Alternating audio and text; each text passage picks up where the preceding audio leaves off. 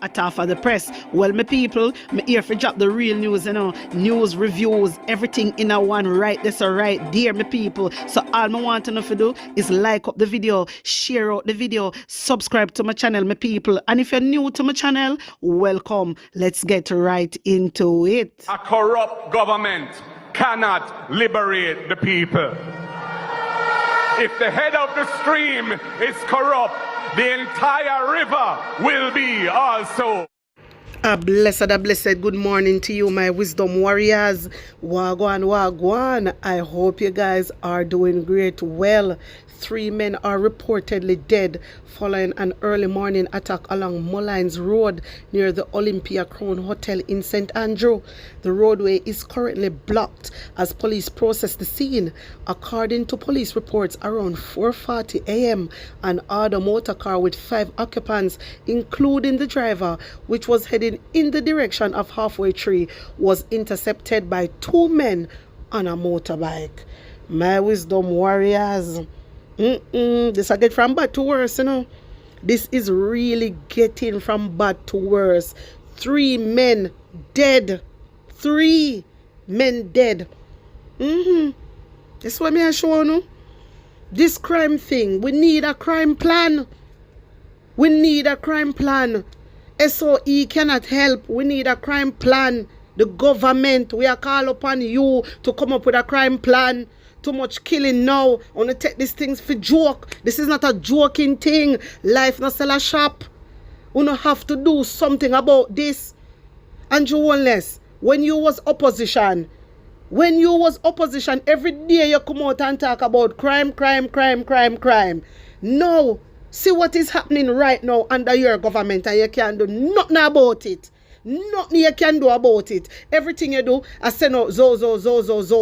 And all them do a kill. Crime is not reducing because you don't have a crime plan. Something need to be done. Somebody else need to take over this country. This country gone to the dogs. My wisdom warriors. And you know how me know these ministers in the JLP party don't care about Jamaican people.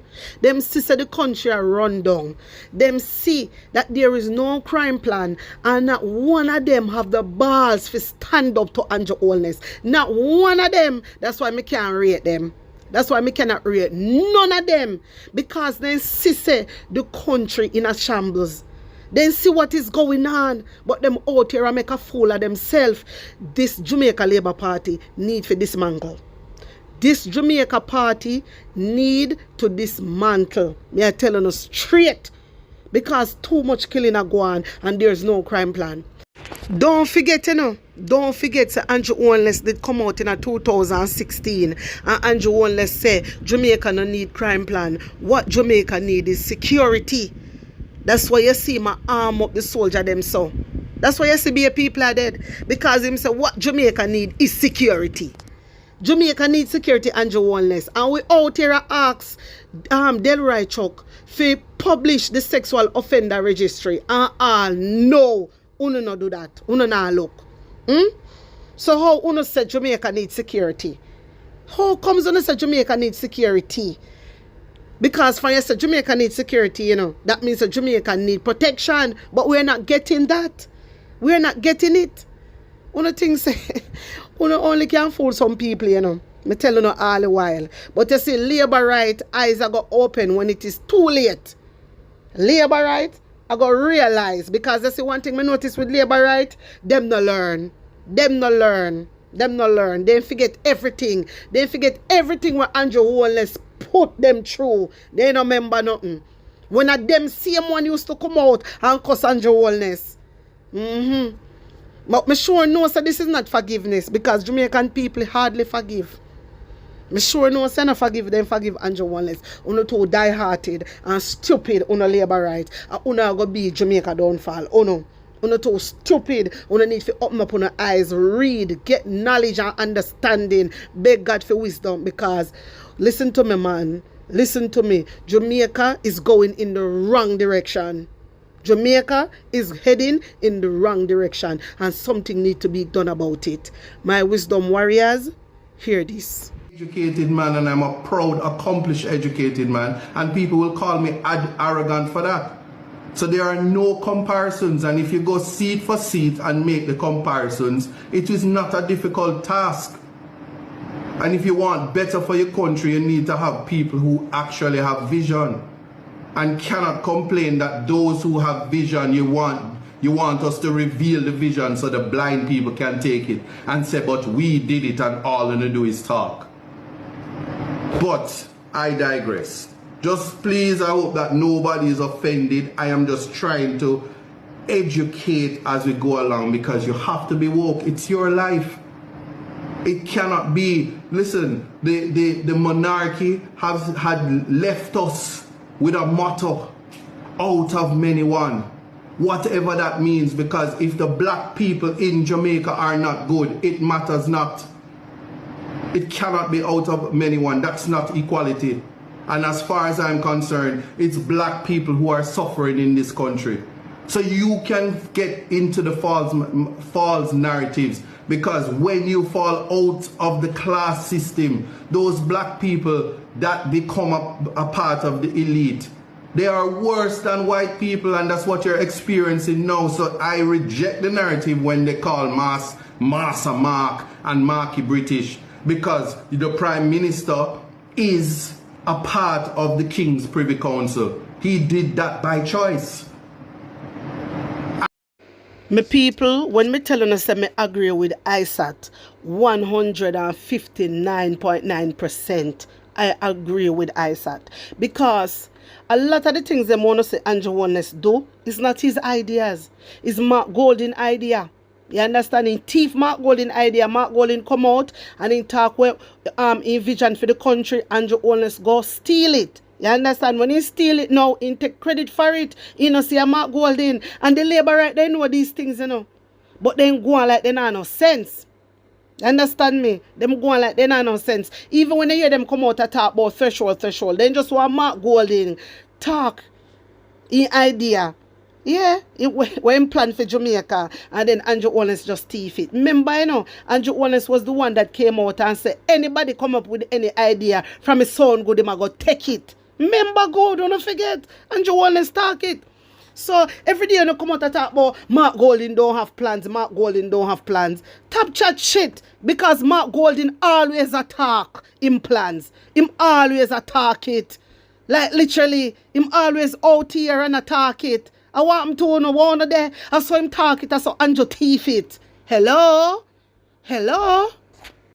My wisdom warriors, I want to take a listen to this, because this is one of Mark Golding's plans. Land and shelter remain important national priorities. On the minds of hardworking Jamaicans is a question: will they ever be able to enjoy the security of being able to own a piece of land or a house? Using data from the 2022 Voluntary National Review Report of the 2030 Agenda and the SDGs, we know that in 2019, over 100,000 fewer Jamaicans rented or lived in their own home than in 2007. 100,000 fewer Jamaicans. 30% of households were either living rent-free with the owner's consent, what Jamaicans would call cotching, or they were occupying premises without the legal owner's consent. That represented an increase of 10 percentage points over the preceding decade. If you live in a major urban center, you are most concerned about the fact that the price of housing built under this JLP government is out of reach for most people. Shelter is one of the basic needs of our people. In the Jamaican historical and socio-economic context, it requires a proactive policy by the state to provide affordable housing for our people.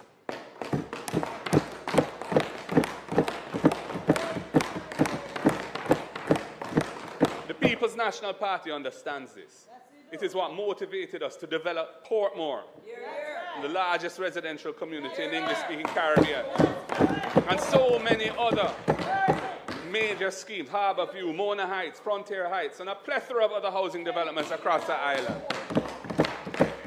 It is why, in 1976, the Most Honourable Michael Manley established a National Housing Trust to provide affordable housing for Jamaicans.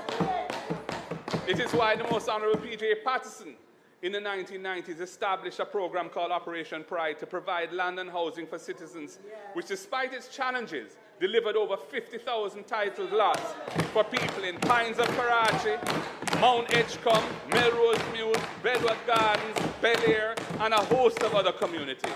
And similarly, the Most Honourable Portia Simpson Miller embarked on an initiative to remove barracks housing and provide houses for sugar workers to live in dignity. In stark contrast, this government has built a mere 200 social houses, one dege since 2016, a paltry average of 25 housing units per year. And it presided over the demolition of poor people's houses in Clifton and St. Catherine and sought to evict 65 settled families from their homes in the widest Vale. In truth and in fact, the cost of housing is out of reach to ordinary Jamaicans, with a 2-bedroom unit on the market costing over $20 million, while the NHT only provides up to $9 million to a contributor to purchase a home. The NHT has been financially weakened by the government's continued extraction of $11.4 billion every year to finance the budget of the government since 2016. After the 2013 to 2016 IMF program ended, we had put that in place for 4 years, when we had a mountain of debt to get Jamaica out of, and we had a very high primary surplus target. It was never supposed to be extended. The recent decision to require NHT contributors earning over $31,000 a week to borrow from private financial institutions flows from that extraction of resources for so many years now, since this government came to power. And whereas contributors to NHT have been charged interest rates of 5% by the NHT, private financial institutions are charging around 9% now, and the NHT is having to subsidize those private financial institutions for the difference in those rates. And that's going to further weaken the institution. Jamaica needs change, and we are on the road to change. We recognize that the police, the soldiers, the teachers, the nurses, civil servants, young professionals need access to affordable housing. So that must be the road to change. And some of our proposals include: we will repurpose the NHT to ensure that it focuses on the building of affordable housing. We will end the extraction of $11.4 billion a year from the NHT for the government's budget and put this money into building affordable houses for our people. We will provide targeted and well-designed incentives for developers to get into the construction of affordable housing so that more of our population can afford to acquire a home using their NHT benefits. And we will complete the unfinished Operation Pride schemes so that the residents enjoy the full benefits of what was started for them. And we will launch a new program based on a similar concept, but with a robust and transparent accountability structure to tackle the deep problem of informal settlements across Jamaica and bring dignified housing in organized communities to our citizens. The protection that our farmers have enjoyed by removing GCT from the importation of raw produce. He says that Jamaica is on the cusp of being blacklisted by the World Trade Organization, the WTO, if we continue to protect our farmers. Well, based on our research, the WTO does not blacklist or unilaterally punish member states for non-compliance. The minister really therefore needs to state whose bidding he's doing. By the removal of this protection leaves our farmers very exposed to unfair competition from importers who have little risk. We know that the rich countries of the world, North America and Europe, provide massive subsidies to their agricultural sectors, distorting fair competition and giving food imports from those countries an advantage over our producers here in Jamaica. Over the past 15 years, food imports into Jamaica have seen a steady increase, reaching over $1.4 billion in 2022, according to Statin. In contrast, our agricultural exports lagged far behind at a mere $273 million in that year. And this is a trend and it underscores the vulnerability of local food production. Local farmers already contend with high overhead costs, including GCT and various inputs that they use, farm supplies, which producers in other countries do not face. Jamaican farmers have other disadvantages, including their small scale, relatively speaking, reliance on rainfall rather than irrigation systems for many farmers, and limited access to mechanization and financial resources. In 2022, loans allocated to farming operations amounted to a mere 146.3 million Jamaican dollars. That's all. The removal of GCT on imported foodstuff will worsen this imbalance between locally produced and imported foods. It is likely to adversely impact the sector and the livelihood of farmers, while undermining rural communities, who are the breadbasket of our country. Only last year, we saw how onion farmers in St. Thomas were hurt badly when import permits were granted to importers and flooded the market with foreign onions, leaving our farmers with produce that they could not sell last year. In removing the GCT on the imports of produce, nothing has been put in place to protect our farmers from the wave of imports of produce that will now come into the market without paying GCT. And there's a common theme here, Mr. Speaker. When I was in St. Elizabeth recently, the fishermen were complaining bitterly that they cannot sell their lobster because big players are supplying the market at low prices and squeezing them out. Their MP is the Minister of Agriculture and Fisheries, yet they are suffering. The government is letting them down badly, and it's a crying shame.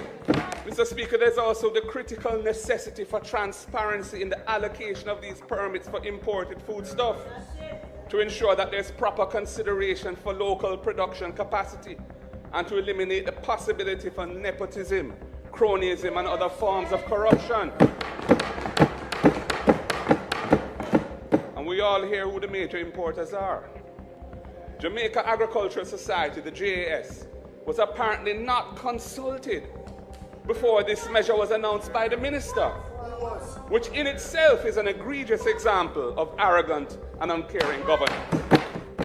My wisdom warriors, me have all it more can show no. All it more. And you see Andrew Holness administration, them a liar. You understand? They come out and they lie to the nation. Me don't know what they get out of it, you know. Jah know. But them a get some kind of nutrients out of it. And that is money nutrients them a get. Because once somebody can so lie, the man lie with a difference. Me box cover when me say the man lie with a difference. And the minister them, they make it worse. Because them a follow him and a lie too. Box cover. So when you hear people are talk about Mark Golding don't have no plans, that is a lie. A long time Mark Golding I tell them in plans. And as some Mark Golding tell them it, then thief it. Me have wholly more can show no me people. But you know what? Me go leave that for you next time. Me want to take in Marky G because when me tell you say, said Mary turn up till he buck last night and I not no normal. Hear this.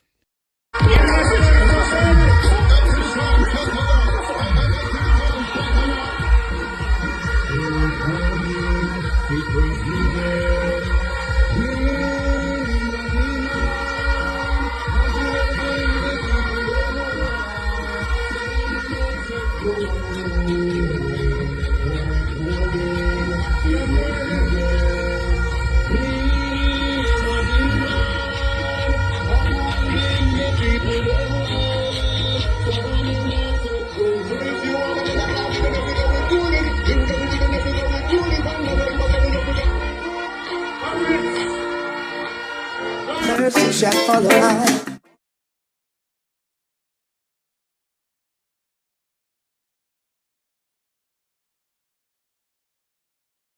Spoken from his heart. Never have no script. A man who has walked the hills and the valley of this constituency. So one more time for your next member of parliament. It is that moment. It is the moment you have been waiting for. A man who have spread his wings of love, devotion across the entire Jamaica. A man of integrity, a husband, a father, astute businessman, and one of Jamaica's best legal minds. The president of the People's National Party. Yeah, well, this is me, the man representing from Well, this is me, the man representing from Golden, aka Marky G. Yeah, they're not bad like me. Now them know we. Them just see we. Yeah, man, pan them thing. Comrade Chairman of the meeting. Comrades on the platform. Special shout out to Dr. Maurice Guy, elder statesman in a St. Mary. Comrade Jensek, big up yourself. All officers, all councillors, all candidates. Comrade Omar Woodbine, a man in whom I am well pleased. Because when me see how the comrades of Western St. Mary come out tonight to show them love and support for the eye, me know say we're on the right track. We're heading in the right direction. Earthquake! There's one in case again, man. Sparkles of dust. Watch this now. Hey, wanna get me hot this year? Where them I go do? The whole and golden.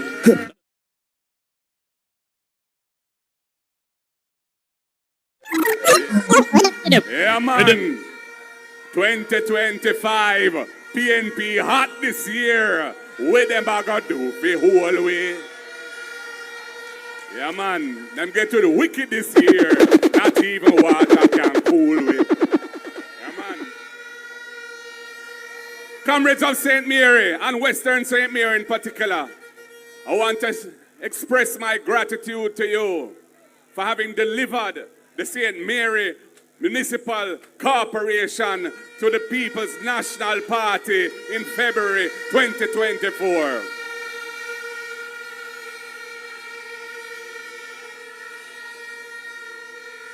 You make my heart full to say that we take it back from them and the winds of change were blowing in the land and Jamaica had to stand up and listen and watch because they could see that the PNP were ready and coming back again, stronger than ever before.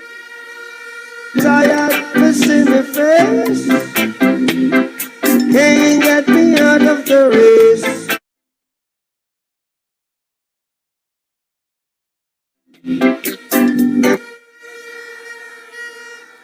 And I want to big up your mayor, Councillor Fitzroy Wilson, and the councillors of the St. Mary Municipal Corporation, in whom I am well pleased, raising standards and flying the flag of the PNP high in governance for the people. Big up yourself, Comrade Wilson.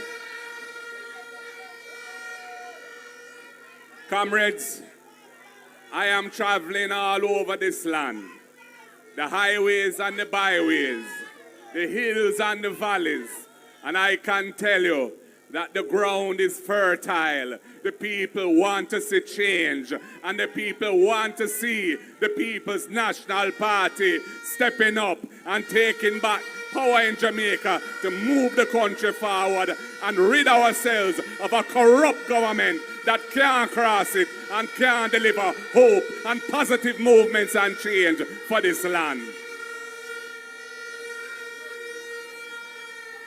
The Prime Minister has been talking about a pivot to growth, he says. They may even call it aspire, but them can inspire with their aspire. And it's time that they should expire because we want better in Jamaica.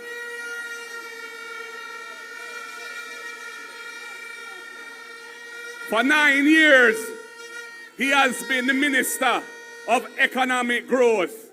And after 9 years, the man is talking about time to pivot to economic growth. What can go so?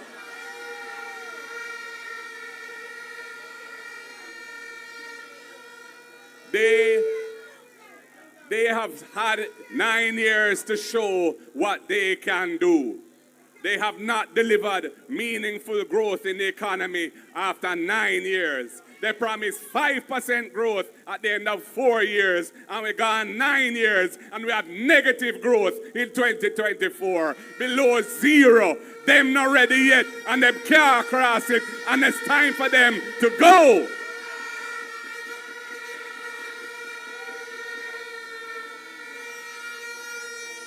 Comrades, I and I have a plan for Jamaica. And our plan is based on uplifting the people of Jamaica, investing in the people of Jamaica, so that the people of Jamaica don't have to think that it's only foreign them can go for make it in life. Because we want a Jamaica where you can make your life nice, right here so, and achieve your hopes and dreams right here in sweet, sweet Jamdong.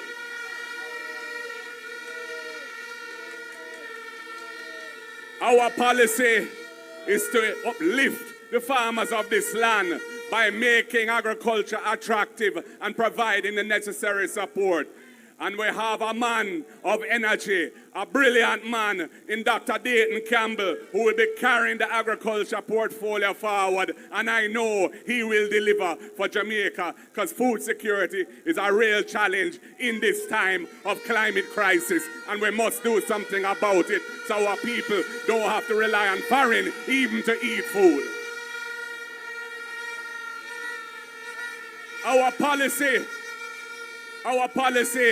is to sort out the crisis in the education system.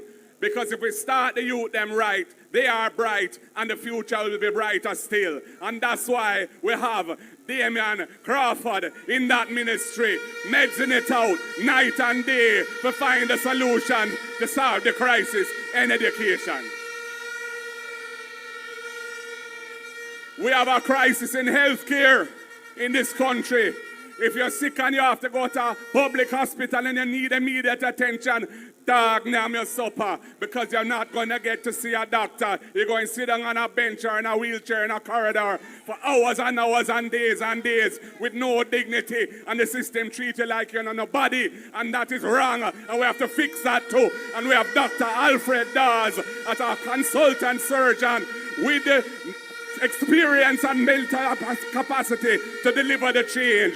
We don't want a minister who can only do well in public relations and marketing in the health ministry. We need a minister who can deal with the real problems and solve them. Comrades, I want to say a little bit about this constitutional reform business. Because this government say they're pursuing constitutional reform. They set up a committee where, other than the two that I appointed and Hugh Small, who I recommended, all of the people on that committee were handpicked by the government. So it wasn't a broad-based committee of Jamaicans representing stakeholders to decide what kind of reform they want. That's why our people, our representatives, never signed the report of that committee, because it was committing to do things that we don't agree with. And they now bring legislation to amend the Constitution to the Parliament. And they don't come and deal with us and say, all right, how are you going to solve this issue so that we can move forward together and amend the Constitution? It's like they want to push it down our throat and disrespect we, and we're not into that. They appointed a joint select committee, and we said we would go on the joint select committee. But we see this issue, if we leave in the monarchy in England, and time come for him leave the monarchy in England, you can't just leave the king as your head of state and keep the king's court as the final court of this country, where our constitution is them say what it mean. Our laws is them say how it go. And we supposed to be sovereign and independent. No. And if you ever have to carry a case up there, unless you're a multi-millionaire, you can never take a case to the Privy Council unless somebody up in England who have money, sorry for you, and pay for your legal fees. Because the cost of traveling there and fighting a case at our final court is out of reach of every Jamaican other than the very super rich people. In the meantime, we have the Caribbean Court of Justice. It is accessible. You don't need no visa for go there, like you have to go to London. They will come to Jamaica and hear cases like they did for a daughter from, I think, Waterhouse or one of them places there, Shanique Myrie, when she beat up the Barbados government because they excluded her from when she went there, and she win her case and then pay her money as compensation. The CCJ gave her justice. The CCJ is an excellent court. Design, we were part of the design. Jamaica, we were part of the financing. Jamaica, it is delivering justice at the highest level. And it is time that we accept this jurisdiction as our final court. We want full decolonization now. We want it for you, when you, the ordinary Jamaican people, so you have access to justice. We're tired of the situation since slavery days where you can't go to your final court because it is not accessible to you. We have not boycotted this Joint Select Committee. I have said, and I said it at the first meeting of the committee, we want to know what the government's position is, and we want to hear it from the Prime Minister as to why he wants to continue with a system where the Jamaican people don't have effective access to their final court. Why he wants to keep that as a system on the people. We are saying we're leaving the monarchy, we're leaving them fully, full decolonization now. Jamaica must stand up and take its place in the world with pride. Marcus Garvey, just get him exoneration or in pardon. And we must have the pride in ourselves to know that we can build institutions of quality that look about the interests of our people. So I say, we are not boycotting that committee. But until the Prime Minister, who has been promised for over a year to say what his position is on this issue, comes to the Jamaican people and explains his position, we are pausing our participation on that committee. And when we hear what the Prime Minister has to say, if it makes sense, we can talk. And if it don't make sense, well, I just so. I don't think this thing is going to go anywhere at this time because we have to have more discussions to see if we can arrive at a consensus position to take the country forward when it comes to constitutional reform. And that is the basic issue, comrades and friends, around that particular piece of legislation. Comrades, Jamaica is at a point where change is necessary. The last 10 years have been dedicated to fixing the public finances and the debt crisis. Now we need to move forward. We've solved that issue substantially, but we haven't been able to move the people's standard of living forward. People are suffering, people are hungry, the cost of living is too high, the infrastructure of the country is deteriorating, and the government seems unable to do anything meaningful about it. They're selling future assets like 12 years of income from the Norman Manley Airport, and they're spending it on trying to win an election, and gimmicks and feel-good policies that won't last. So they're taking future income for present-day satisfaction. That is poor fiscal management. And they're talking about selling equity in Trans-Jamaican Highway to fund them budget again. I want to hear what their plans are to make sure that those resources build human capital so that tomorrow can be better than today for the Jamaican people. We don't hear nothing from them yet. And Jamaica wants a government of integrity. They want a prime minister that you can have trust and confidence in. Somebody who is declarations with the Integrity Commission can be certified. Somebody who signed the leadership code of conduct and ensured that all of his spokesmen and parliamentarians have signed it. The Jamaica Labour Party has embraced an antagonistic position towards the Integrity Commission. Andrew Holness bring a lawsuit to try and overturn the entire anti-corruption framework of the country and to say that there's no such offense as elitist enrichment, which he's under investigation for as the first of the 8 that the Integrity Commission has brought the report to Parliament. He's not in good standing with the Integrity Commission. And it is a disgrace to Jamaica that our head of government is in that position. If it was me in that position, me that take with myself, I wouldn't have the effrontery to say I must continue to run the country when my thing not straight.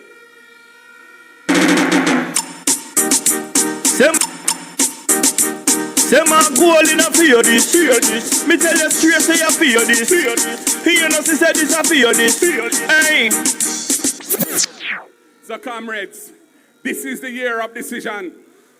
This is the year where Jamaica gets to decide whether we're moving forward with a new government in a new direction that puts people at the center, puts development at the center, invests in the people so that the people can be uplifted, so that the cost of living is better managed, so that industries have a better chance of success and international competitive performance, where the training system is relevant and people can get trained for the type of jobs that are coming in the future, rather than looking backwards at what used to be the case.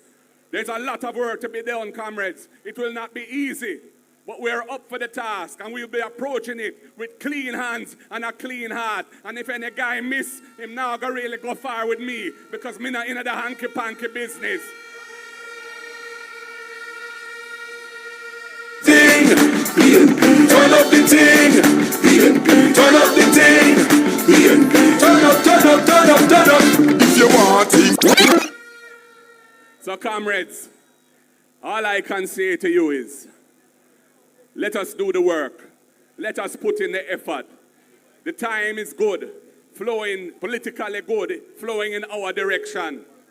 We must put any little isms and schisms aside, any little personality conflict between us and each other, and make sure that we work together to deliver the victory. And I say to you in Western St. Mary, we did it in 2011, and we're going to do it again. Are you ready to deliver a victory for this constituency?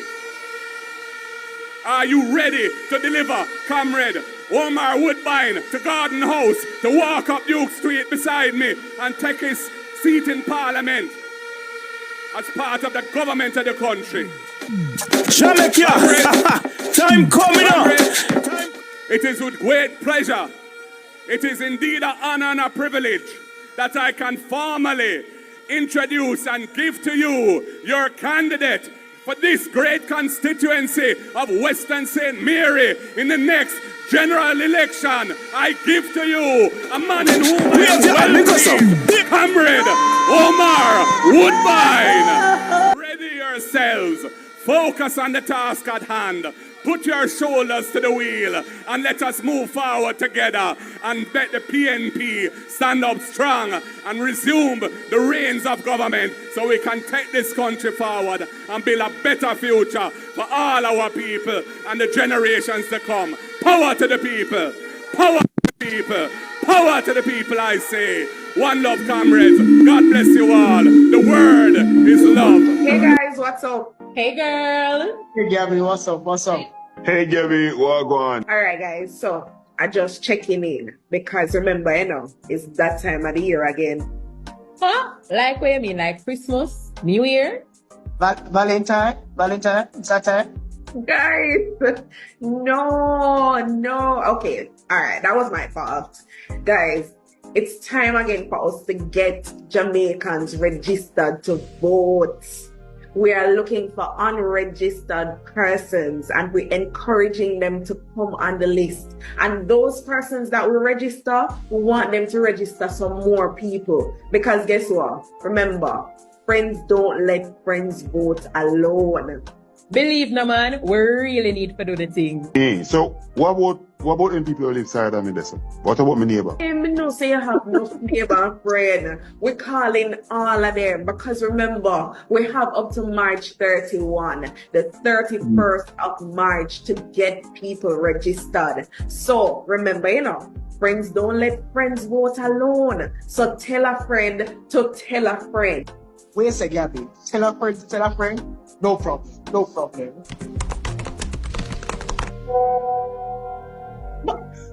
You're quick, sir. And the man sent a broadcast message. Guys, we have to remember, friends don't let friends vote alone. People, time come now. Let the trumpets play. Let the trumpets. My wisdom warriors, the place nice. So, wanna hear Marky G policy? Wanna hear Marky G plans? On a hearing policy. So when me hear some dirty kin labor right, I go on like Mark Golding have no policy. You know, so on for go away. On for go away. On can't stop this. On hear me? On can't stop greatness. Jamaica Labour Party, on cannot stop greatness. My people, tell me what you think. Put an honest opinion in the comment section. Like up the video, share it out, and subscribe to my channel. And if you're new to my channel, welcome. Big up on a nice clean self. One love.